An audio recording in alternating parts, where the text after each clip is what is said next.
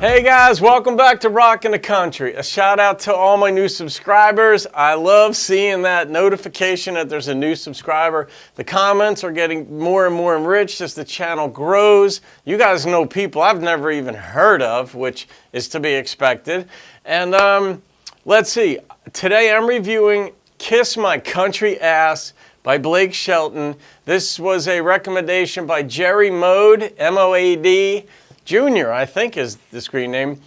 Jerry, you recommended this thing about 2 months ago, as I recall, and it's on the list. Everybody's recommendations are on the list, so I eventually get to them. It's been a very busy last 6 weeks for me, so I'm playing a little bit of catch-up ball. So, and it's going to be a very busy next 4 to 6 weeks as well. So anyhow, let's get straight to Blake's song, Kiss My Country Ass. I did want to show you this, though. This t-shirt, I got it about 3-4 years ago when I was in Nashville. I was actually staying at friends of mine's house in Franklin, Tennessee, a beautiful, beautiful town. And but then there's this coffee shop that I was getting work done as I was building a different website with somebody. She came down from Wisconsin. We got together over the course of a week, built a website unrelated to what I'm doing here. And we found this cool-ass coffee shop, cafe type place. And I think they have a few of them. I think there's one on 12 South.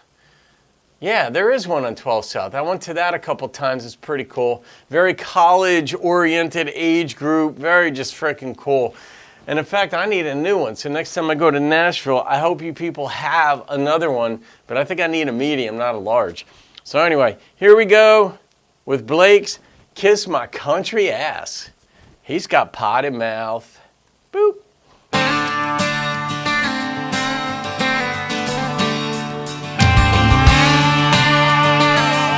Foreboding. Tearing down a dirt road, rebel flag flying, coon dog in the back. Truck bed loaded down with beer and a cold one in my lap. Country music. Earnhardt sticker behind my head and my woman by my side. Tailpipes popping, the radio's rocking, country boy can survive. If you got a problem with that, you can kiss my country ass. Well, I love turkey calls, overalls, Wrangler jeans, smoke nothing but Marlboro Reds.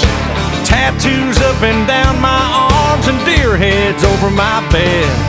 I think it's pretty funny because I don't think Blake had a tattoo when he's singing this song. I'm looking at the picture here on my screen and he doesn't have any tattoos on his arms. That's probably changed. You know, I don't have a recollection of it, but okay. My granddaddy fought in World War II, but my daddy went to Vietnam. And I ain't scared to grab my gun and fight for my homeland. If you don't love the American flag, well, you can kiss my country ass. If you're a down-home backwoods redneck, hey, come on, stand up and raise your glass. But if you ain't down with my outlaw crowd, you can kiss my country ass.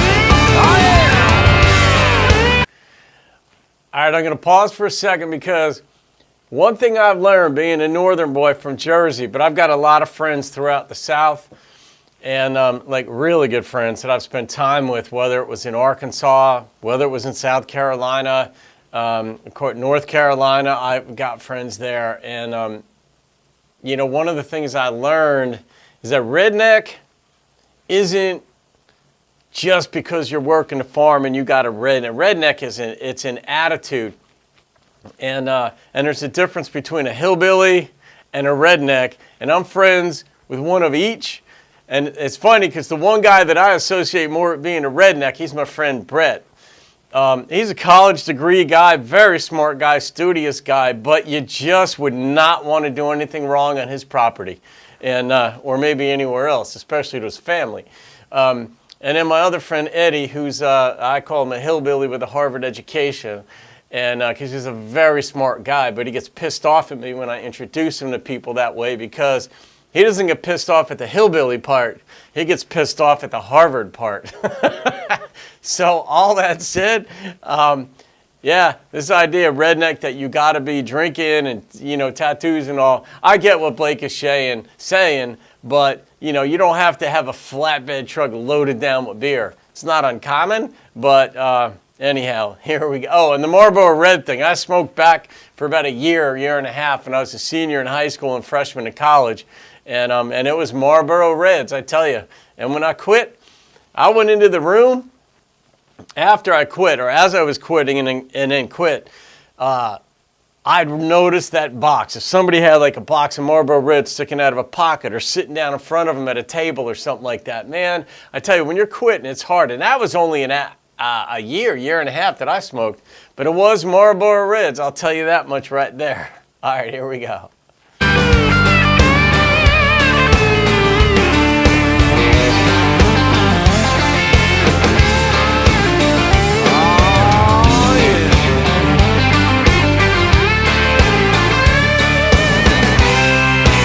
You want to fight a little bit. Well, there's a whole lot of high-class people out there that's looking down on me. 'Cause a country club where I belong is a honky-tonk till 3 in the morning. Don't wear no fancy clothes, no ties or three-piece suits.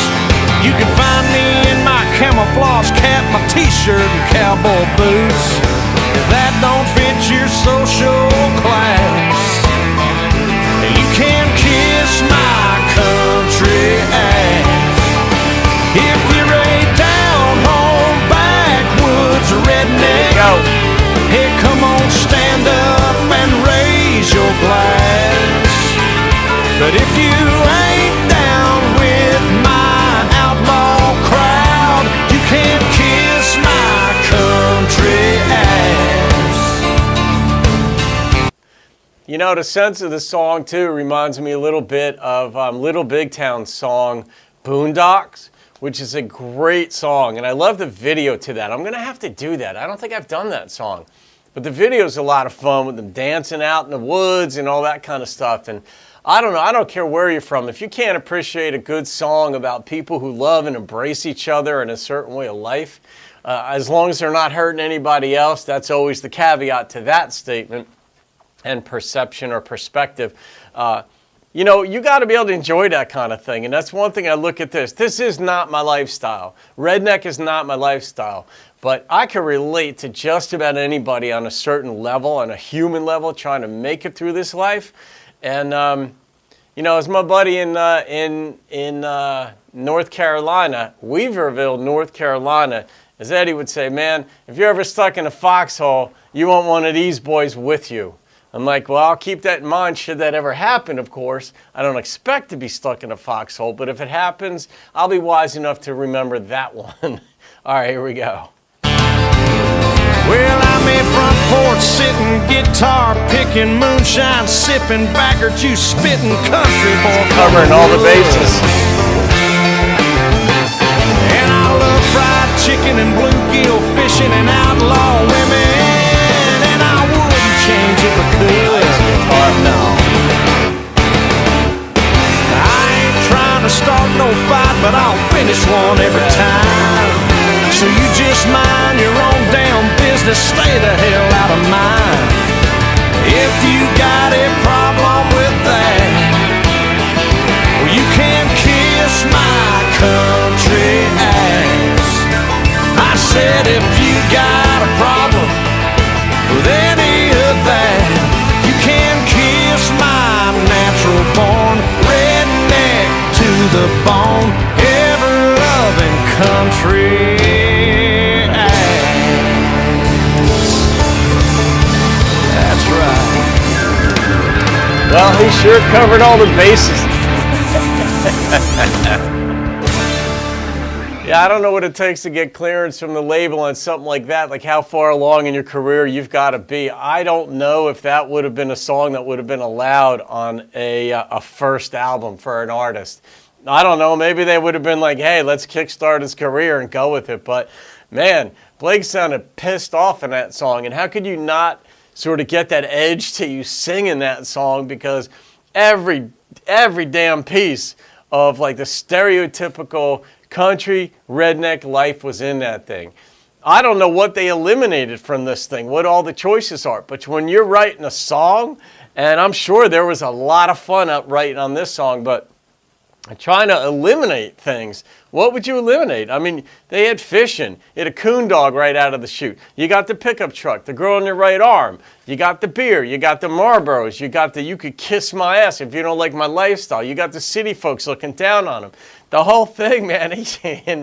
And Blake a few times sounded mad. So, I don't know. Maybe that's a fun song for him to sing in concert. It's probably a fun song to hear in concert, too.